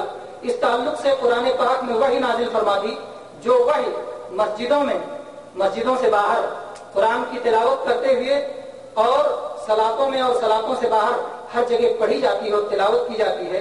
اللہ تعالیٰ نے ان کی طہارت اور پاکیزگی کا ایسا چرچا کیا جو آسمان و زمین کے بیچ میں وہ چرچا جاری اور ساری ہے، اور وہاں پر اللہ نے ان سے مغفرت کا بھی وعدہ کیا، رزق کریم کا بھی وعدہ کیا، اور یہ بھی بتایا کہ یہ جو تہمت تراشی ان لوگوں نے کی ہے، یہ تہمت تراشی ان کے لیے باعث شر نہیں ہے بلکہ اس میں ان کے لیے خیر ہے، اور اس سے ان کی شان میں کوئی کمی نہیں آئی بلکہ اس سے ان کی قدر و منزلت بڑھی، اور یہ سب نتیجہ تھا ان کے تواضع کا، کیونکہ انہوں نے اس حدیث میں کیا فرمایا ہے؟ حضرت عائشہ رضی اللہ عنہا کہتی ہیں وَلَا شَأْنِي فِي نَفْسِي كَانَ أَحْقَرَ مِنْ أَنْ يَتَكَلَّمَ اللَّهُ فِيَّ بِوَحْيٍ يُتْلَى وَلَكِنْ كُنْتُ أَرْجُو أَنْ يَرَى رَسُولَ اللَّهِ صلی اللہ علیہ وسلم رُؤْيًا يُبَرِّئُنِي اللَّهُ فِيهَا۔ وہ کہتی ہیں کہ میرے دل میں میری حیثیت اس سے بھی کہیں معمولی تھی کہ اللہ تبارک و تعالیٰ میرے سلسلے میں اپنے کلام میں وحی نازل فرمائے گا۔ میں تو یہ سمجھتی تھی، مجھے یہ امید تھی کہ اللہ کے رسول صلی اللہ علیہ وسلم کوئی خواب دیکھیں گے اور اس میں میری برات اور بے گناہی کا اعلان ہوگا۔ اپنے آپ کو جب انہوں نے کمتر سمجھا، جبکہ وہ صدیقہ امت ہیں، وہ امہات المومنین میں سے وہ تمام مومنوں کی ماں ہے. اسی طرح سے رسول اللہ صلی اللہ علیہ وسلم کی نہایت چہیتی اور محبوب زوجہ مطہرہ ہیں اور انہیں اپنی مظلومیت اور بے گناہی کا علم ہے. اور اسی طرح سے یہ جانتی ہیں کہ جن لوگوں نے ان پر تہمت لگائی ہے وہ لوگ ظالم اور مفتری ہیں. اس کے باوجود وہ اپنے آپ کو کہتی ہیں کہ میں سمجھتی تھی کہ اللہ کے نبی صلی اللہ علیہ وسلم کو اللہ تعالیٰ سے کوئی خواب دکھا دے گا, اس سلسلے میں اللہ اپنا کلام نازل نہیں فرمائے گا. آج اس کے مقابلے میں آپ دیکھیں تو کچھ لوگ 2 مہینہ یا 2 دن یا 4 مہینہ یا 4 دن انہیں صوم رکھنے کی یا صلاۃ اللیل پڑھنے کی یا تہجد کی توفیق مل جاتی ہے تو اپنے آپ کو اس نظر سے دیکھنے لگتے ہیں کہ اب وہ لوگ کرامات و مکاشفات کے مخاطبات و منازلات کے مستحق ہو گئے ہیں. اور اسی طرح سے وہ اس کا حقدار سمجھنے لگتے ہیں اپنے آپ کو کہ میری دعا ضرور ہی قبول ہونا چاہیے اور لوگوں کو مجھ سے تبرک حاصل کرنا چاہیے. لوگوں پر لازم ہے کہ ان کی تعظیم و تقریم کریں, اکرام و احترام کریں. یہ ساری باتیں امام ابن قیم نے لکھی ہیں اپنے زمانے میں. سوچئے آج لوگ کتنے بگڑ جائیں گے. امام ابن قیم کے زمانے میں حالت تھی کہ کچھ لوگ چند دن کی عبادت کر کے ایسا سمجھنے لگتے تھے, تو آج ہم لوگوں کی حالت ہوگی. آگے فرماتے ہیں کہ وہ سمجھنے لگتے ہیں وہ لوگ کہ لوگوں پر لازم ہے کہ ان کی تعظیم و توقیر اور اکرام و احترام کریں, ان کے مقدس دامن سے وابستہ ہوں, ان کی چوکھٹ کی مٹی کو بوسہ دیں. اور وہ یہ سمجھنے لگتے ہیں کہ اللہ کے نزدیک ان کا یہ مقام بن گیا ہے کہ اگر کوئی ان کی عیب گیری کرے تو اس سے انتقام لینا چاہیے, اگر کوئی ان کی بے ادبی اور گستاخی کرے تو مہلت کے بغیر اس کی پکڑ اور اس کی گرفت ہونی چاہیے. ان کی گستاخی ایسا گناہ ہے جس کی کوئی سزا اور جس کا کوئی کفارہ نہیں ہے. اگر یہ خیالات واقعی کسی لائق شخص کے ہوتے تو کہا جاتا کہ ہاں بھائی چلو کسی قدر چلنے کے لائق. لیکن ایسے لوگ جن کے یہاں کوئی علم نہ ہے نہ عمل ہے اس طرح کے خیالات رکھتے ہیں کہ اگر تھوڑا سا عمل کر لیا تو اپنے آپ کو بہت بڑا اللہ والا سمجھ لیا اور اپنے آپ کے پیر, ان کے پیر زمین پر نہیں ٹکتے. یہ اتنے بڑے بڑے خواب دیکھتے ہیں. دراصل یہ حماقتیں اور یہ رعونتیں اور یہ کبر و غرور ان کی جہالت کا اور ان کی بے عقلی کا نتیجہ ہے. ایسی سوچ وہی جاہل رکھ سکتا ہے جو خود پسندی کا شکار ہو اور جسے اپنے جرائم کا اور اپنے گناہوں کا کوئی پتہ نہ ہو. ان سب سے غافل ہو کر کے اللہ کی جانب سے اسے جو مہلت ملی ہے اس مہلت کی وجہ سے وہ فریب میں پڑا ہوا ہو. اللہ تبارک و تعالی ہم سب کو دنیا اور آخرت میں عافیت نصیب کرے اور ہر بندے کو چاہیے کہ اللہ سے اس بات کی پناہ مانگے کہ خود اپنے آپ کو بڑا سمجھے حالانکہ اللہ کی نظر میں حقیر ہو. اللہ اس سب سے ہم کو بچائے. اولیاء کے بارے میں 2 لفظوں میں ہمارا عقیدہ کیا ہونا چاہیے مختصراً. امام طحاوی حنفی رحمۃ اللہ علیہ بہت مشہور عالم ہیں اور ان کی کتاب ہے عقیدے کے تعلق سے العقیدۃ الطحاویہ, بہت بہترین کتاب ہے. اس میں یہ کہتے ہیں وَلَا نُفَضِّلُ أَحَدًا مِّنَ الْأَوْلِيَاءِ عَلَىٰ أَحَدٍ مِّنَ الْأَنبِيَاءِ عَلَيْهِمُ السَّلَامُ وَنَقُولُ نَبِيٌّ وَاحِدٌ أَفْضَلُ مِن جَمِيعِ الْأَوْلِيَاءِ وَنُؤْمِنُ بِمَا جَاءَ مِن كَرَامَاتِهِمْ وَصَحَّ عَنِ الثِّقَاتِ مِن رِّوَایَاتِهِمْ. یہ امام طحاوی فرماتے ہیں, کہتے ہیں ہم کسی ولی کو کسی نبی سے افضل نہیں جانتے اور ہمارا یہ عقیدہ ہے کہ ایک نبی تمام انبیاء سے افضل ہے, تنہا ایک نبی تمام اولیاء سے افضل ہے. اور جو اولیاء کی کرامات صحیح اور ثقہ معتمد قابل اعتبار لوگوں سے روایت ہو کر کے ہم تک پہنچتی ہے ہم اس پر ایمان رکھتے ہیں. تو یہ 2 لفظوں میں ہمارا عقیدہ اولیاء کے تعلق سے, یعنی گویا اولیاء کو ہم نبیوں سے افضل نہیں مانتے. ہم یہ کہتے ہیں کہ ایک نبی کروڑوں اولیاء بلکہ تمام اولیاء سے بڑھ کر ہے اور اولیاء کے کرامات کو ہم برحق جانتے ہیں. شرط یہ ہے کہ صحیح سند سے ثابت ہو. کرامت کے شرائط اور ضوابط کیا ہیں؟ کرامت کے نام پر جادوگروں کی جادوگری یا کاہنوں کی کہانت یا شعبدہ بازی کرامت نہ ہو جائے, اس لیے یہ بیان کرنا ضروری ہے کہ شرطیں کیا ہیں. پہلی شرط یہ ہے کہ جس کے ہاتھ پہ کرامت ظاہر ہو رہی وہ مومن اور متقی ہے, وہ پابند شریعت ہے. اور یہ بات بار بار جو ہے کہی جائے گی تاکہ یہ بات ذہن میں پختہ ہو جائے کہ پابند شریعت مومن اور متقی شخص کے ہاتھ پہ ظاہر ہونے والی چیز ہی وہ کرامت کہا جائے گا. اللہ تبارک و تعالیٰ کا ارشاد، اس کی دلیل ہے الا ان اولیاء اللہ لا خوف علیہم ولا هم يحزنون الذین آمنوا وكانوا يتقون، ایمان اور تقوی۔ دوسری اہم شرط یہ ہے، پہلی شرط کیا ہو گئی کہ مومن اور متقی ہو، دوسری اہم شرط یہ ہے کہ وہ خود ولی ہونے کا دعویٰ نہ کرے۔ کیوں؟ اس لیے کہ ولایت ایسا مقام ہے جو واجبات و مستحبات کے ادا کرنے کی وجہ سے اور محرمات و مکروہات سے اجتناب کرنے کی وجہ سے اللہ تعالیٰ عطا فرماتا ہے، اور کسی انسان کو یہ پتہ نہیں کہ اس کا عمل اللہ کے ہاں قبول ہو رہا ہے کہ قبول نہیں ہو رہا ہے، اس لیے وہ دعویٰ نہیں کر سکتا۔ دوسری بات، قرآن پاک میں سورہ نجم کی آیت نمبر 32 میں اللہ تبارک و تعالیٰ ارشاد فرماتا ہے فَلَا تُزَكُّوا أَنفُسَكُمْ هُوَ أَعْلَمُ بِمَنِ اتَّقَىٰ، فَلَا تُزَكُّوا أَنفُسَكُمْ هُوَ أَعْلَمُ بِمَنِ اتَّقَىٰ، اپنے آپ کا تزکیہ نہ کرو، اپنے آپ کو بہت صاف ستھرا نہ بتاؤ، اللہ تبارک و تعالیٰ بہتر جانتا ہے کہ تم میں سے متقی کون ہے۔ تو دوسری شرط یہ ہے کہ وہ شخص ولایت کا دعویٰ نہ کرتا ہو، اپنے آپ کو ولی نہ کہلواتا ہو۔ تیسری شرط یہ ہے کہ اس کرامت کی وجہ سے فرائض اور واجبات میں سے کسی چیز کا ترک، کسی چیز کا چھوڑنا لازم نہ آتا ہو، اور محرمات و مکروہات میں سے کسی چیز کا اجتناب یا کسی چیز کا کرنا لازم نہ آتا ہو، ارتکاب لازم نہ آتا ہو۔ اور اس کی مثال جیسے میں نے پہلے آپ کو بتائی تھی کہ کچھ کافر جن کچھ لوگوں کو اٹھا کر کے عرفات کے میدان میں لے جاتے ہیں اور وہاں سے اٹھا کے پھر ان کو گھر پہنچا دیتے ہیں، وہ سمجھتے ہیں کہ ہم نے حج کر لیا۔ حالانکہ حج کی شرطوں میں سے کیا ہے کہ آدمی جب حج کے لیے جائے تو میقات سے گزرے اور میقات پہ جا کے وہاں احرام باندھے، نیت کرے، تلبیہ پکارے، اور اس کے بعد میں پھر دوسرے اعمال کرے۔ تو سارے اعمال چھوڑا کر کے عرفہ پہنچا دیتا ہے اور اس کے بعد پھر وہاں سے واپس لے آتا ہے۔ تو یہ کبھی بھی بلا احرام، بلا تلبیہ اور بلا دیگر ضروری امور کی تکمیل کے جو یہ حج کروا دیا جاتا ہے، یہ جوہلا تو اسے کرامت سمجھ سکتے ہیں، لیکن اہل علم کے نزدیک یہ چیز کرامت نہیں ہوگی بلکہ شیطان کا فریب اور دھوکہ ہوگا۔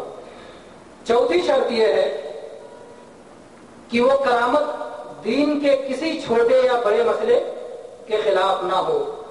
مثلا کسی شخص نے خواب میں یا بیداری میں کسی نبی کو یا کسی فرشتے کو یا کسی بزرگ کی شکل کو دیکھا کہ وہ آ کے اس سے کہہ رہا ہے کہ فلاں چیز جو حرام ہے وہ تمہارے لیے حلال ہے۔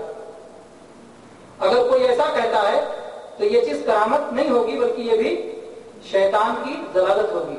اور اس سلسلے میں شیخ عبد القادر جیلانی رحمۃ اللہ علیہ کا بہت مشہور واقعہ آپ لوگ جانتے ہوں گے، جو کہ ایک کتاب التوسل والوسیلہ میں موجود ہے۔ امام ابن تیمیہ نے اس کو ذکر کیا ہے کہ عبد القادر جیلانی رحمۃ اللہ علیہ ایک بار مصروف عبادت تھے کہ ایک تخت آیا نہایت روشن اور اس سے آسمان کی طرف نور اٹھ رہا تھا۔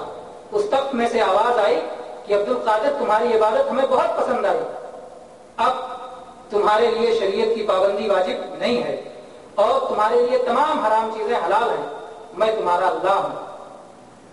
تو عبد القادر جیلانی رحمۃ اللہ علیہ نے کہا کہ کیا وہی اللہ جس کے سوا کوئی لائق عبادت نہیں؟ تو مردود شیطان ہے۔ اللہ کے نبی صلی اللہ علیہ وسلم کو جب شریعت کی پابندی سے چھٹی نہیں ملی تو ہم جیسے لوگ کون ہوتے ہیں؟ یہ سننا تھا کہ وہ ساری روشنی ظلمت میں تبدیل ہو گئی اور شیطان وہاں سے رفو چکر ہو گیا۔ تو میرے بھائیو، اس طرح سے شیطان کتنے جو ہے جاہلوں کو گمراہ کیا ہوگا کہ جو لوگ نہیں سمجھتے ہیں کہ کرامت کس کو کہتے ہیں۔ کرامت کے اگر نمونے آپ کے سامنے رکھنا چاہیں تو قرآن پاک میں بہت سارے کرامت کے نمونے ہیں، اور اسی طرح سے حدیث پاک میں بھی نبی صلی اللہ علیہ وسلم نے بہت سارے سابقہ امتوں کی کرامات ذکر کی ہے۔ صحابہ کرام کی بہت سارا کرامات ہیں، لیکن ہم تیزی سے اس پر گزرتے ہیں اور ہم اس کی تفصیل نہیں کریں گے۔ کرامت کے دلائل میں سے سورہ آل عمران کی آیت نمبر 37 میں اللہ تبارک و تعالیٰ نے جو مریم علیہ السلام کا قصہ ذکر کیا ہے کہ جب زکریا علیہ السلام ان کے پاس جاتے تو دیکھتے کہ ان کے پاس بے موسم کا پھل موجود ہوتا تھا، سردیوں میں گرمی کے موسم کا پھل اور گرمیوں میں سردی کا پھل۔ تو پوچھتے یہ کہاں سے آیا؟ تو وہ کہتی کہ اللہ کے پاس سے آیا، اللہ جسے چاہتا ہے بے حساب اجر دیتا ہے۔ تو مریم علیہ السلام یہ نبی نہیں تھی، کیونکہ عورتوں میں کوئی نبی نہیں ہوئی ہے، جتنے نبی ہوئے ہیں سب مرد میں ہوئے ہیں، تو اس لیے یہ ولیہ تھیں، اللہ کی ولی تھیں اور ان کی یہ کرامت تھی۔ دوسری کرامت جو سورہ کہف میں اللہ تبارک و تعالیٰ نے ذکر کی ہے کہ چند نوجوان جو روم کے تھے اپنے ایمان کو بچا کر کے پہاڑ کے ایک غار میں چلے گئے تھے اور وہاں ان لوگوں نے پناہ لے لیا تھا، اور اس غار میں وہ لوگ 309 سال تک سوتے رہے، اور اس کے بعد جب وہ اٹھے، جبکہ وہ نہ کھائے نہ پیے اور نہ ہی اور دوسری جو ہے ضروریات زندگی انہوں نے پوری کی، لیکن اس کے باوجود وہ کسی بھی مصیبت اور آفت کا شکار نہیں ہوئے، اللہ نے ان کی حفاظت فرمائی 309 سال تک. تو یہ ان لوگوں کی کرامت تھی. اسی طرح سے سلیمان علیہ السلام کا قصہ آپ کے سے پہلے گزر چکا ہے. قرآن پاک کے علاوہ حدیث پاک میں سابقہ امتوں کے بہت سارے اولیاء کی کرامات کا ذکر ہے، جس میں سے ایک حدیث متفق علیہ ہے جس کو آپ بار بار سن چکے ہوں گے، غار والوں کا قصہ، کہ 3 لوگ جا کر کے ایک غار میں چھپ گئے، طوفان اور آندھی سے بارش سے بچنے کے لیے غار میں پناہ لے لیا. ایک بڑی سی چٹان ٹوٹ کر کے غار کے منہ پر گری اور غار کا منہ بند ہو گیا. اب ان کے لیے کوئی راستہ نہیں تھا. تو ایسے ہی موقعوں پر وَمَن يَتَّقِ اللَّهَ يَجْعَلْ لَهُ مَخْرَجًا، جو اللہ کا تقوی اختیار کرتا ہے، اللہ سے ڈرتا ہے، اللہ اس کے لیے گنجائش پیدا کر دیتا ہے. ان لوگوں نے اپنے نیک عمل کا واسطہ دے کر کے اللہ سے دعا کی اور اللہ تعالیٰ نے ان لوگوں کی دعا قبول فرمائی اور وہ چٹان کھسک گئی، ان کے نکلنے کا راستہ بن گیا. تو یہ ان 3 لوگوں کی کرامت تھی. اس سے معلوم ہوتا ہے کہ کرامات اولیاء برات ہے. اسی طرح سے صحیح مسلم شریف کی وہ حدیث ہے جس میں جناب محمد رسول اللہ صلی اللہ علیہ وسلم نے بیان فرمایا کہ ایک آدمی ایک چٹیل میدان سے گزر رہا تھا کہ اسے بادلوں میں آواز آئی کہ اے بادل جاؤ فلاں شخص کے باغ کو سیراب کر کے آؤ، جاؤ وہاں پانی برسا کے آؤ. یہ بادل کے پیچھے چلنے لگا. بادل جا کر کے ایک پہاڑی پر پورا بادل برس گیا اور وہاں سے بہت ساری نالیاں نکلتی تھیں. سارا پانی اکٹھا ہو کے ایک نالی سے ایک طرف بہتا ہوا چلا گیا. یہ آدمی اس نالی کے پیچھے پیچھے گیا، دیکھا تو ایک آدمی پھاوڑا لیے ہوئے، کدال لیے ہوئے اپنے باغ کی نالی درست کر رہا ہے اور ہر پودے تک، ہر پیڑ تک، ہر درخت تک وہ پانی پہنچا رہا ہے. پوچھا کہ اے اللہ کے بندے تمہارا نام کیا؟ کہا میرا فلاں نام ہے. تو اس نے کہا آخر بھائی تم میرا نام کیوں پوچھتے ہو، بتاؤ مجھے. تو کہا نام اس لیے پوچھتا ہوں کہ میں نے آج ایک عجیب چیز دیکھی. میں نے دیکھا کہ بادل میں آواز آئی کہ جا کے فلاں شخص کے جو ہے باغ میں پانی برسا کے آؤ. آخر تم اس باغ میں کرتے کیا ہو؟ اس شخص نے کہا کہ جب اس باغ میں پھل آتا ہے تو میں اس پھل کے 3 حصے کرتا ہوں.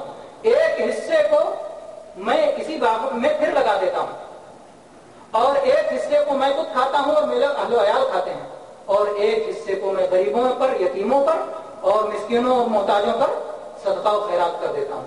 تو باغ کے 3 حصے، ایک حصہ صدقہ و خیرات پر، ایک حصہ خود اپنے اہل و عیال کے لیے اور ایک حصہ خود اسے باغ میں وہ شخص لوٹا دیتا ہے. یہ صحیح مسلم میں ہے اور یہ گویا اس مومن کسان کی کرامت ہے. اسی طرح سے جریج کا واقعہ بھی آپ جانتے ہوں گے. یہ بھی صحیح مسلم کی روایت ہے کہ ایک جریج نامی ایک شخص عبادت گزار تھے اور انہوں نے باہر نکل کر کے اپنی عبادت گاہ بنا رکھی تھی. ان کی ماں ان سے ملنے کے لیے آیا کرتی تھی، بات کیا کرتی تھی. ایک دن یہ نماز میں مشغول تھے. ماں نے جب پکارا تو انہوں نے سوچا کہ نماز توڑ کے ماں کو کیسے جواب دوں، نماز میں لگے رہے. ماں بد دعا کر کے چلی گئی اور اس کے بعد میں اس بد دعا کا نتیجہ یہ نکلا. ماں نے کہا کہ اللہ تجھے زانیوں کا چہرہ دکھائے. ایک زناکار اور فاحشہ عورت نے جو کہ ایک چرواہے سے زنا کروا کے حاملہ ہو گئی، اس نے الزام لگایا کہ یہ جو میرے پیٹ سے جو بچہ ہوا ہے یہ جریج کا ہے. لوگ آئے اور اپنے پھاوڑوں اور کدال سے ان کے عبادت گاہ کو توڑنے لگے. اتر کے انہوں نے پوچھا کہ بھائی بات کیا ہے، کیوں میری عبادت گاہ کو تم توڑ رہے ہو؟ تو ان لوگوں نے کہا تم بڑے عبادت گزار متقی دیندار بنتے ہو، حالانکہ تم نے فلاں عورت سے زنا کیا. کہا کہ وہ عورت کہاں ہے، وہ بچہ کہاں ہے؟ بلایا گیا. انہوں نے وضو کی، 2 رکعت صلاۃ ادا کی اور اس کے بعد میں اس بچے کے پیٹ میں پہنچ کے پوچھا کہ بچہ تیرا باپ کون ہے؟ بچے نے کہا کہ میرا باپ فلاں چرواہا ہے. تو لوگوں پر جب حقیقت کھل گئی تو لوگوں نے کہا کہ ہم آپ کی عبادت گاہ دوبارہ سونے یا چاندی سے جیسے آپ کہیے اسے تعمیر کر دیتے ہیں. تو انہوں نے کہا نہیں، میری مٹی کا رہنے دو. تو یہ قوت یقین تھا اور یہ اللہ تبارک و تعالیٰ کی طرف سے ان کی ضرورت کے وقت یہ عبادت جو ہے یہ کرامت ان کے ہاتھ پر ظاہر ہوئی. تو جیسا کہ کہا جاتا ہے کہ کرامت کب ظاہر ہوتی ہے؟ جب بندے کو اس کی ضرورت ہو، مومن بندے کو جب اس کی ضرورت ہو، اور اسی طرح سے جب اللہ کے دین کو کسی کرامت کی ضرورت ہو. تو ان 2 موقعوں پر کرامت ظاہر ہوتی ہے.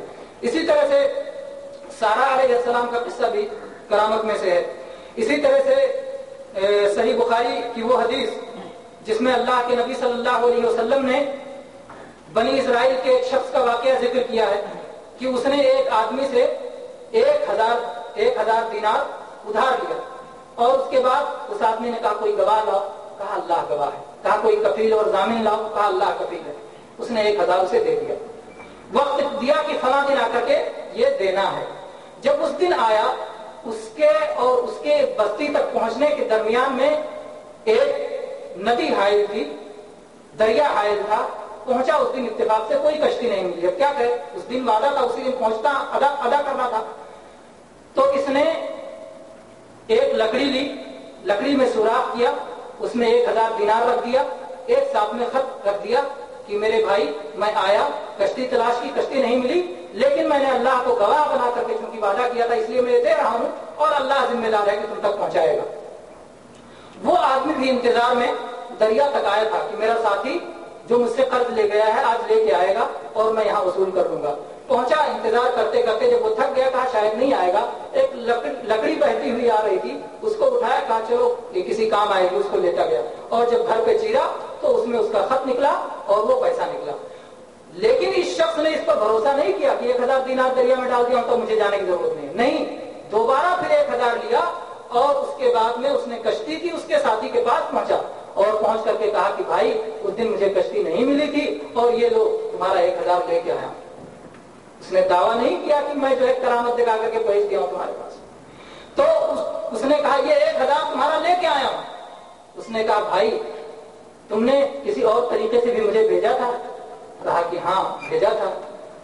کیا ہوا، آپ کو مل گیا ہے؟ کہا ہاں مجھے مل گیا ہے، ایسا ایسا واقعہ اس نے تفصیل بتائی۔ تو اس طرح سے وہ شخص جو اللہ تبارک و تعالیٰ پر اتنا توکل کرنے والا تھا، اللہ تبارک و تعالیٰ نے اس کے ہاتھوں پر کرامت ظاہر کی۔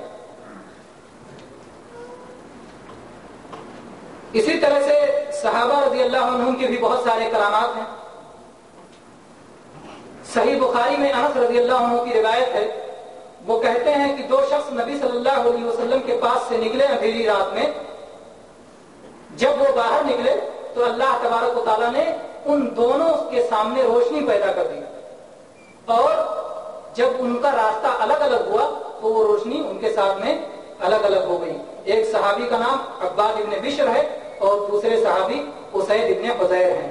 عباد ابن بشر اور اسید ابن حضیر رضی اللہ عنہ صحابہ کے ساتھ میں یہ واقعہ پیش ہے۔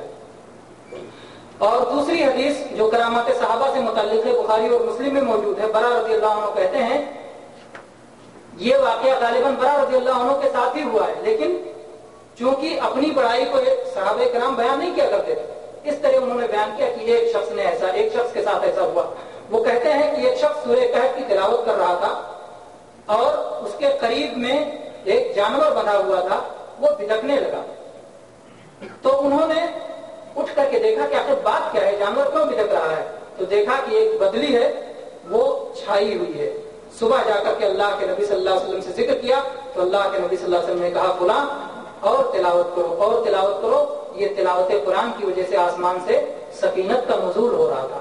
تو تلاوت قرآن تو بہت سارے لوگ کرتے ہیں لیکن یہ چیز ہر کسی کو ظاہر نہیں ہوتی، تو اللہ تبارک و تعالیٰ نے اپنے اس صحابی پر یہ کرامت ظاہر فرمائی۔ اسی طرح سے خبیب اور عاصم ابن ثابت رضی اللہ عنہما کا واقعہ بہت مشہور واقعہ، یہ شاید ہماری اس تقریر میں اس کا بیان بھی ہو چکا ہے جو ہم نے ماہ سفر کے تعلق سے جو تقریر کی تھی اس میں اس کا بیان ہو چکا ہے۔ خبیب رضی اللہ عنہ کو اور عاصم رضی اللہ عنہ کی قیادت میں اللہ کے نبی صلی اللہ علیہ وسلم نے ایک سریہ بھیجا۔ وہ لوگ جب راستے میں گئے تو کفار نے انہیں گھیر لیا، کفار نے گھیر کر کے کہا کہ آؤ ہماری پناہ میں اتر جاؤ، ہم کسی کو تکلیف نہیں پہنچائیں گے۔ عاصم رضی اللہ عنہ نے کہا کہ میں کفار کی پناہ میں نہیں جاؤں گا، اور کچھ صحابی اتر گئے، لڑتے لڑتے وہ وہیں شہید ہو گئے اور اللہ سے دعا کی ہے اللہ میری لاش کی بھی ان لوگوں سے حفاظت کرنا۔ دوسرے صحابی اتر گئے، زید اور خبیب رضی اللہ عنہ، ان لوگ جب وہ اتر گئے ان کی پناہ میں تو ان لوگوں نے ان کو بھی باندھنا شروع کیا باقی صحابہ کو، تو باقی صحابہ بھی لڑ کر کے شہید ہو گئے اور 2 صحابی کو ان لوگوں نے گرفتار کر لیا۔ زید رضی اللہ عنہ کو لے جا کر کے ایک جگہ بیچ دیا اور خبیب رضی اللہ عنہ کو لے جا کر کے مکہ فروخت کر دیا۔ خبیب رضی اللہ عنہ کو جس گھر میں قید کیا گیا تھا اس گھر کی عورت بیان کرتی ہیں کہ ان کے قید میں انگور اور دوسرے بہت سارے پھل آیا کرتے تھے جو کہ اس وقت مکہ میں نہیں پائے جاتے تھے. ظاہر ہے یہ اللہ تعالیٰ کی طرف سے ان کی کرامت تھی. اور اسی طرح سے عاصم ابن ثابت رضی اللہ عنہ کی کرامت میں سے یہ ہے کہ جب مکہ والوں کو یہ پتا چلا کہ عاصم کو تو شہید کر کے وہیں چھوڑ آئے ہیں, تو ان لوگوں نے کہا کہ ان کی لاش تو حاصل کر لی جائے, کیونکہ بدر میں انہوں نے بہت سارے کفار کو قتل کیا تھا. تو کہا اس طرح سے اپنے دل کے غصے کو بجھایا جائے گا, ان کی لاش کی بے حرمتی کی جائے گی. جب وہاں پر ان کی لاش لینے گئے تو اللہ تبارک و تعالیٰ نے بھیڑوں کی ٹیم بھیج دی تھی, بہت سارے بھیڑ چھا گئے لاش پر اور وہ لوگ لاش اٹھا نہیں سکے. تو اس طرح سے مرنے کے بعد بھی اللہ تبارک و تعالیٰ اپنے اولیاء کی حفاظت کرتا ہے. طفیل ابن عمرو دوسی رضی اللہ عنہ جو ایک صحابی ہیں, ان کی بھی کرامت سیرت کی کتابوں میں موجود ہے. چنانچہ زاد المعاد میں حافظ ابن قیم رحمہ اللہ نے ان کا پورا واقعہ ذکر کیا ہے, اور اس کے بعد میں آخر میں ان کے واقعے کے فوائد میں سے لکھا ہے کہ کرامات اولیاء برحق ہے. یہ آئے طفیل ابن عمرو دوسی رضی اللہ عنہ جب مکہ پہنچے تو مکہ والوں نے کہا کہ ہمارے یہاں ایک محمد نامی شخص ظاہر ہوا ہے, اس سے ذرا بچ کے رہنا. وہ باپ بیٹے میں اور شوہر بیوی میں جدائی ڈال دیتا ہے. انہوں نے کانوں میں روئی ڈال لی اور دور دور رہنے لگے کہیں آواز نہ پہنچ جائے. لیکن ایک بار نبی صلی اللہ علیہ وسلم مسجد حرام میں صلاۃ پڑھ رہے تھے اور کچھ آواز پہنچ گئی. جیسے آج لوگ کہتے ہیں وہابیوں سے ذرا بچ کے رہنا, کتاب و سنت کی کوئی بات دل میں اثر نہ کر جائے. بہرحال تو عاصم طفیل ابن عمرو دوسی رضی اللہ عنہ ان کے کان میں نہ چاہنے کے باوجود چند الفاظ پڑھ گئے. انہوں نے کہا یار میں عقل و ہوش والا آدمی ہوں, اللہ نے مجھے عقل دی ہے اور میں شاعر بھی ہوں, تو کیوں نہ ایسا کروں, میں خود سنوں. میں کتنا بیوقوف ہوں کہ دوسروں کے کہنے سے میں آ گیا اور میں نے کان میں روئی ڈال دی. چنانچہ انہوں نے روئی نکال دی اور رسول اللہ صلی اللہ علیہ وسلم کے پاس پہنچے اور آپ نے کہا کہ آپ کیا تعلیم دیتے ہیں, وہ تعلیم آپ مجھ پر پیش کیجیے. اللہ کے نبی پاک صلی اللہ علیہ وسلم نے ان پر اسلام کو پیش کیا اور وہ مسلمان ہو گئے. انہوں نے کہا کہ اللہ کے نبی صلی اللہ علیہ وسلم میں اپنی قوم کو بھی اسلام کی دعوت دینا چاہتا ہوں, آپ میرے لیے دعا کیجئے کہ اللہ تعالیٰ مجھے کوئی نشانی عطا فرمائے. اللہ کے نبی صلی اللہ علیہ وسلم نے دعا کی کہ اللہ انہیں کوئی نشانی دے. چنانچہ جب وہ چلنے لگے تو ان کی پیشانی پر ایک نور چمکنے لگا. اللہ تعالیٰ کی طرف سے یہ نشانی ان کے لیے ظاہر ہوئی. انہوں نے سوچا کہ کہیں ایسا نہ ہو کہ پیشانی پہ جو ایک نور چمک رہا ہے کفار کہیں کہ ایک عیب ہو گیا ہے چہرے پر, اور چونکہ تو نے ہمارے بتوں سے انحراف کیا ہے اس لیے تجھے یہ عیب ہو گیا ہے. انہوں نے اللہ سے دعا کی کہ اے اللہ اس کو ہٹا کر کے کسی اور جگہ کر دے. تو چنانچہ وہ نور وہاں سے ہٹ کر کے ان کی لاٹھی کے سرے پہ ہو گیا, اور جب یہ پہنچے اپنے گھر پہنچے تو یہ چیز بالکل ظاہر تھی. اور اس کے بعد انہوں نے اپنے باپ سے جو ملاقات کی تو کہا آپ سے ہمارا کوئی تعلق نہیں, بیوی سے ملاقات کی آپ سے ہمارا کوئی تعلق نہیں, بیٹے سے کہا ہمارا کوئی تعلق نہیں. کہا کیوں, بات کیا ہے؟ کہا کہ میں نے محمد صلی اللہ علیہ وسلم کا دین قبول کر لیا. کہا لوگوں نے کہا جو آپ کا دین وہی ہمارا. تو چنانچہ پورا قبیلہ دوست کا مسلمان ہو گیا. آپ کا قبیلے دوست کسی علاقے میں رہا کرتا تھا جس میں آپ لوگ آسام ہیں. تو یہاں پر آپ دیکھیے کہ اللہ تبارک و تعالیٰ نے ان کے ہاتھ پر جو کرامت ظاہر کی وہ کس لیے, کیونکہ دین کو اس کی ضرورت تھی. تو بندے کو ضرورت ہو یا اللہ کے دین کو ضرورت ہو, اس وقت اللہ تبارک و تعالیٰ حق کو غالب کرنے کے لیے کرامت ظاہر کرتا ہے, اور رسول کا اتباع اس کا سبب ہے اور اس کا نتیجہ ہے حق کی فتح. اور اس کے برخلاف جو شیطانی کرامتیں ہوتی ہیں اس کا نتیجہ رسول کی مخالفت اور جو ہے حق بلکہ باطل کی فتح اس کا نتیجہ ہوتا ہے.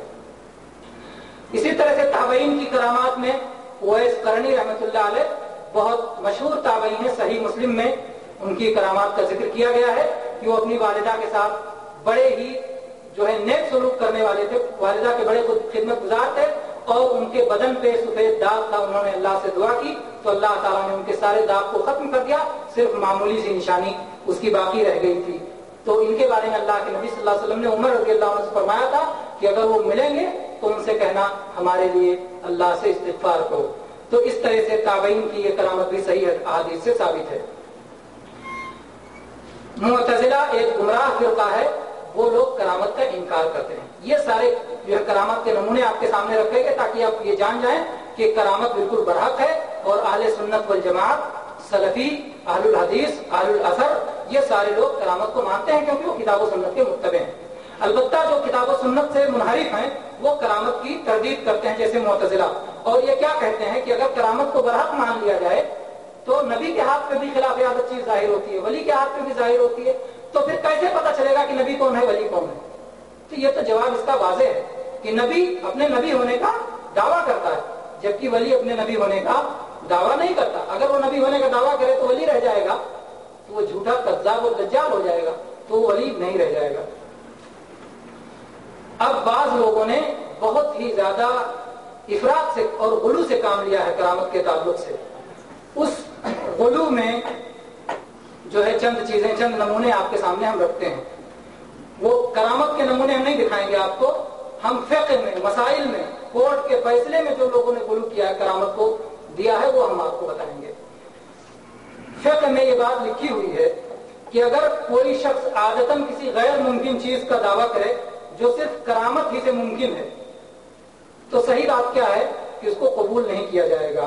اور یہی چیز جو ہے، جو فقہی موسوعہ ہے، موسوعۃ الفقہیہ، جو تمام جو ہے اہل سنت کے مذاہب کی فقہ کو اس میں جمع کیا ہے، اور اسی طرح سے فقہ شافعی کی کتاب مغنی المحتاج میں بھی یہ بات بیان ہے کہ اگر کوئی شخص ایسی بات کہے جو صرف کرامت ہی سے ممکن ہے تو اس کی بات لغو ہوگی، اس کی بات تسلیم نہیں کی جائے گی۔ صحیح بات یہی ہے۔ جیسے مثلا دو شخص یہاں بیٹھ کر کے دعویٰ کریں بلا کسی ذریعے کے، جیسے آج کل بہت سارے ذرائع ہو چکے ہیں جس سے وہ اسی وقت ہندوستان سے کوئی معاملہ کر سکتے ہیں، لیکن کوئی ذریعہ نہ ہو، یہیں بیٹھے بیٹھے دعویٰ کریں کہ میں نے اپنا مکان آپ کو ہندوستان میں دے دیا اور وہ کہ میں نے لے لیا ہے، اور جبکہ دونوں یہاں موجود ہیں، تو کیا قاضی اس کے مطابق فیصلہ کرے گا؟ نہیں فیصلہ کرے گا، کیونکہ یہ کرامت ہی سے ممکن ہے کہ چند منٹ میں آدمی جائے، چند منٹ میں آئے، یا کوئی اور ذریعہ اگر موجود ہو، وسیلہ موجود ہو، تو اس کی دوسری بات۔ اسی طرح سے اگر مسئلہ ہے کہ ایک شخص مشرق کا ہے، پورب کا ہے، اور مغرب یعنی پچھم کے انتہائی کونے کی کسی عورت سے اس نے شادی کی، اور دونوں میں کوئی ملاقات نہیں ہوئی کسی طرح کی، 6 مہینے کے بعد اس عورت کو بچہ پیدا ہو گیا، وہ کہہ رہی ہے کہ ایک مغربی شخص نے مجھ سے شادی کی ہے اور اسی کا یہ بچہ ہے، تو کورٹ میں کیا اس کے کہنے کے مطابق فیصلہ کیا جائے گا؟ نہیں، جو ہے ایسا نہیں کیا جائے گا۔ صحیح مسلک یہی ہے، لیکن بڑے ہی افسوس کی بات ہے، اور کسی ایک مذہب کا نام لینا مقصود نہیں ہے، لیکن چونکہ وہ موجود ہے اس لیے ہم کو ذکر کرنا پڑ رہا ہے۔ فقہ حنفی کی مشہور کتاب رد المختار، جو در مختار کی شرح ہے اور جو حاشیہ ابن عابدین کے نام سے بھی معروف ہے، اس میں لکھا ہوا ہے کہ ہمارے فقہا یعنی فقہائے حنفیہ نے صرف نکاح ہو جانے کو کافی سمجھا ہے، صرف نکاح ہو گیا ہے دونوں میں اور ملاقات نہیں ہوئی ہے، اس کو کافی سمجھا ہے۔ اگر 6 ماہ کے بعد ولایت ہو جائے تو اسے یا تو کرامت سمجھا جائے گا اور یا استخدام سمجھا جائے گا۔ کرامت جانتے ہیں، یعنی اللہ نے خلاف عادت اس کے لیے ایسا کر دیا، اور استخدام یعنی اس کے پاس جن ہے اور جن سے خدمت لے کر کے چلا گیا تھا یا اس کو منگا لیا تھا، تو کہیں اس کو کرامت سمجھا جائے گا یا استخدام سمجھا جائے گا، اور اسے درست مان لیا جائے گا۔ اور اس کے بعد فقہا کے اختلافات کو ذکر کیا ہے۔ کہا صاحب نحر فرماتے ہیں کہ صرف استخدام کہنا چاہیے، اس لیے کہ مسافت کو لپیٹ دیا جانا یہ کرامت نہیں ہے۔ پھر صاحب در مختار کیا کہتے ہیں، لیکن امام تفتازانی مفتی ثقلین امام نصفی کی اتباع میں کرامت ہی قرار دیتے ہیں۔ امام نصفی یہ بہت مشہور امام ہے، ان کی کتاب العقیدۃ النصفیہ بہت مشہور ہے، ہندوستان میں عام طور پہ یہ پڑھائی جاتی ہے کتاب۔ تو ان کے بارے میں کہا گیا کہ ان سے پوچھا گیا ہے امام نصفی سے کہ اگر کعبہ کسی ولی کی زیارت کو چلا جائے تو آپ کیا کہتے ہیں، ایسا کہنا درست ہے، جائز ہے کہ کعبہ کسی ولی کی زیارت کو چلا گیا؟ تو امام نصفی نے کہا کہ اہل سنت کے نزدیک کرامت کے طور پر اولیاء کے لیے خرق عادت جائز ہے۔ اور اس کے بعد کیا کہتے ہیں، تاتار خانیہ میں فتاوی التابیہ سے نقل کر کے لکھا ہے کہ اگر کعبہ اپنی جگہ سے اٹھ کر کے اصحاب کرامت کی زیارت کو چلا جائے تو کعبہ کی زمین کی طرف منہ کر کے صلاۃ جائز ہوگی۔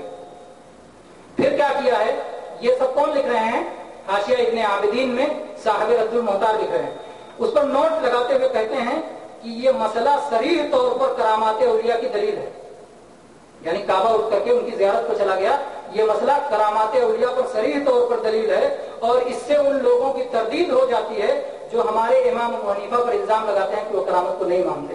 نعوذ باللہ، یہی بتا کر کے امام حنیفہ سے الزام ہٹایا جا سکتا تھا تو کہہ رہے ہیں کہ جو لوگ امام حنیفہ پر الزام لگاتے ہیں کہ کرامت نہیں مانتے تو ان کا الزام غلط ہے، اور ہمارے امام کرامت مانتے ہیں، اور کعبہ اگر اٹھ کر کے کسی ولی کی زیارت کو چلا جائے تو کعبہ کی زمین کی طرف منہ کر کے نماز پڑھیں گے۔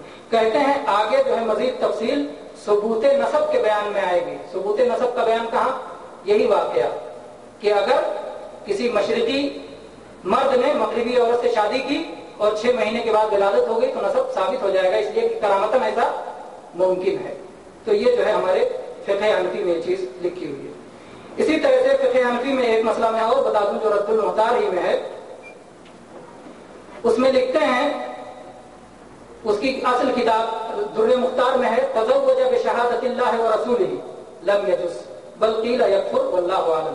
اگر کسی نے شادی کی اور شادی کے لیے 2 گواہ چاہیے تو اس نے کہا اللہ کو گواہ بناتا ہوں، رسول کو گواہ بناتا ہوں، 2 گواہ بنا لیا، تو کچھ لوگ کہتے ہیں کہ ناجائز ہے اور کچھ لوگ کہتے ہیں وہ کافر ہو جائے گا۔ کیوں کافر ہو جائے گا؟ اس لیے کہ اس کا عقیدہ یہ ہو گیا کہ رسول اللہ صلی اللہ علیہ وسلم عالم الغیب ہے، یہ شادی دیکھ رہے ہیں تبھی تو گواہ بنا رہے ہیں، تو رسول اللہ صلی اللہ علیہ وسلم کو عالم الغیب سمجھا، اس لیے کافر ہو جائے گا۔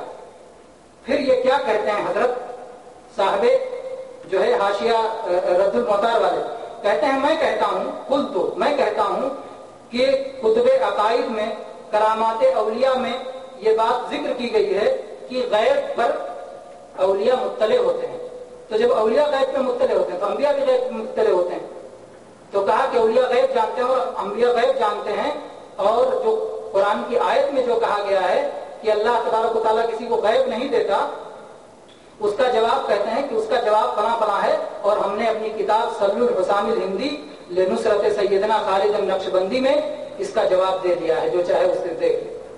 تو گویا یہ بھی کہنا چاہتے ہیں کہ نبی غیب جانتے ہیں اور رسول اور اولیاء غیب جانتے ہیں، حالانکہ یہ بات صریح قرآن و حدیث کے خلاف ہے۔ اللہ کے سوا کوئی غیب نہیں جانتا۔ اس سلسلے میں ہماری کیسٹ ہے جس میں بہت تفصیل سے بیان ہوا، لا یعلم الغیب احد الا اللہ، اللہ کے سوا کوئی غیب نہیں جانتا، یہاں اس کو بتانے کی ضرورت نہیں ہے۔ کرامت کو جب لوگوں نے اس میں غلو کرنا شروع کیا تو کرامت کہاں تک کرامت کی چیز پہنچی، دیکھیے فقہ حنفی کا نمونہ آپ کے سامنے، اب فقہ شافعی کا نمونہ دیکھیے۔ فقہ شافعی میں ایک عالم شیخ زکریا انصاری مشہور ہیں، انہوں نے لکھا ہے شرح البہجہ اپنی کتاب میں کہ اگر کوئی شخص اپنا جنازہ خود سے پڑھا لے تو کافی ہو جائے گا، الگ سے اس کا جنازہ پڑھنے کی ضرورت نہیں ہوگی۔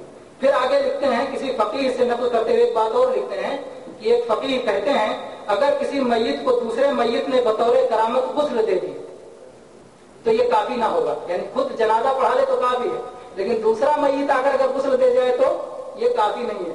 پھر لکھا ہے کہ فلیحرر، یعنی اس مسئلے کی اور تحقیق کی ضرورت ہے۔ تو یہ کرامت کے مسئلے، کرامت کے تعلق سے بھی بہت ساری باتیں ہیں، فراست ہے، الہام ہے، خواب ہے، لیکن چونکہ وقت بہت زیادہ ہو گیا ہے اس لیے اتنی باتوں پر ہم اکتفا کرتے ہیں۔ اللہ تبارک و تعالی ہم سب کو کتاب و سنت کی اتباع کی توفیق عطا فرمائے، حق کو حق سمجھنے کی توفیق عطا فرمائے، اس پر عمل کی توفیق دے، اور جب ہم اللہ کے سامنے حاضر ہوں تو وہاں سرخروئی نصیب ہو۔ آمین وآخر دعوانا الحمدللہ رب العالمین وصلی اللہ علیہ وسلم۔